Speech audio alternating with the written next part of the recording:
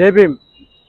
మేము షెడ్యూల్ కులాల హక్కుల పరిరక్షణ సంఘం, అదే మాదిరిగా ఎంఆర్పిఎస్ నగర నాయకుడు మాచర్ల ప్రభాకర్, నేను సుదర్శన్ బాబు కలిసి ఈరోజు హైదరాబాద్ జిల్లా కలెక్టర్ గారికి ఫిర్యాదు చేయడం జరిగింది. ప్రజావాణి కార్యక్రమంలో విషయం ఏంటంటే, గత 6 నెలల కాలం నుండి సికింద్రాబాద్ మండలంలో ఉంటున్నటువంటి సెయింట్ ఆంథోనీస్ పాఠశాలకు సంబంధించినటువంటి ప్రిన్సిపల్ ఎవరైతే ఉన్నారో, ఈమె బెస్ట్ అవైలబుల్ స్కూల్ స్కీమ్లో చదివే పిల్లలు ఎవరైతే ఆడపిల్లలు విద్యార్థులు ఉన్నారో వాళ్ళను చాలా నీచంగా కులం పేరుతో మతం పేరుతో మరి దూషిస్తుంది.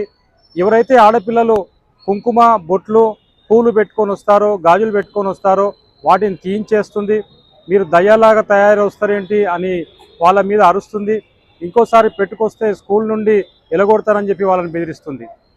మరి అదే మాదిరిగా ఈ పిల్లలు బెస్ట్ అవైలబుల్ స్కూల్ స్కీమ్లో చేరి మంచిగా చదివే పిల్లలకు కూడా మార్కులు సరిగా వేయడం లేదు. ప్రతి సబ్జెక్టులో తక్కువ మార్కులు వేసి ఫెయిల్ చేస్తుంది. వీళ్ళు జాయిన్ అయ్యి సుమారు ఇప్పటి వరకు ఒక 7-8 తరగతుల్లో చదువుతున్న పిల్లలకు కూడా మరి మీరు మొదటి నుంచి అయితే అడ్మిషన్ ఫీజు కట్టాలో అడ్మిషన్ ఫీజు మీరు ఖచ్చితంగా కట్టాలని ఒత్తిడి తీసుకొస్తుంది. ఎవరైతే అడ్మిషన్ ఫీజు తిరిగి కట్టరో వారిని పరీక్షలు రాయనీయడం లేదు.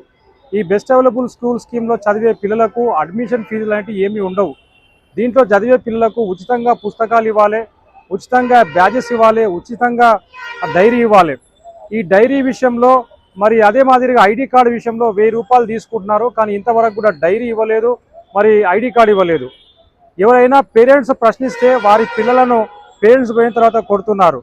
ఈ బెస్ట్ అవైలబుల్ స్కూల్ స్కీమ్లో చదివే పిల్లలను మరి కింద కూర్చోబెడుతున్నారు లేదా వెనకాల కూర్చోబెడుతున్నారు. సరిగ్గా మార్కులు ఇవ్వడం లేదు. మరి ఈ మాదిరిగా నానా రకాలుగా ఈ పిల్లలను తమ ఇష్టం వచ్చినట్లు ప్రిన్సిపల్ కొత్తగా వచ్చింది, ఈమె వేధిస్తుంది. కాబట్టి ఈమె మీద చైల్డ్ రైట్స్ ప్రొటెక్షన్ యాక్ట్ ప్రకారము, SC/ST అట్రాసిటీ యాక్ట్ ప్రకారము మరి కేసులు నమోదు చేసి ఈమెను శిక్షించాలని కోరుతున్నాం.